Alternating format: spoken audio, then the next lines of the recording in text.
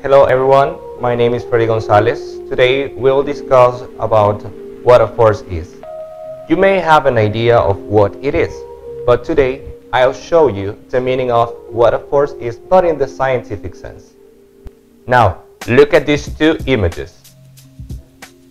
Of course they are using force, but what are they really doing?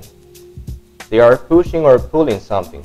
In other words, a force is any push or pull exerted on an object. Oh, by the way, these forces have size and direction. Sir Isaac Newton, he was an English mathematician and physicist who made discoveries about forces. In honor to his name, the unit in which force is expressed is the newtons, represented by the capital letter N. Not only one force can act on the same object, but two or three at the same time.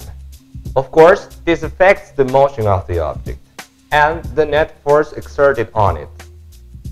I mentioned the expression net force a few seconds ago, which is the adding or subtraction of the size of the forces exerted on the same object.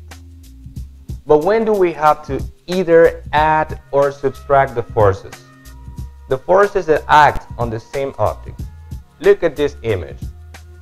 We can clearly identify that two men are pushing the car and both are pushing it in the same direction. So they are adding their force. And of course, in order to find the net force that is being exerted on the car, we have to add the two forces that each man is exerting on it. When the forces act in different directions, you have to subtract the smaller force from the larger force to determine the net force, and the object will move in the direction of that the larger force is being exerted. Now, look at the two sumo wrestlers. The sumo wrestler who applies the more force is the winner. Even when things stay still, forces are acting on them, like in this image. We can see that two main forces are acting on the rope. Two people who are exerting the same amount of force in different directions. And because of that reason, the forces are in equilibrium or balanced. Don't forget that the net force in this case would be equal to 0. Look at this image in which the ball is in motion.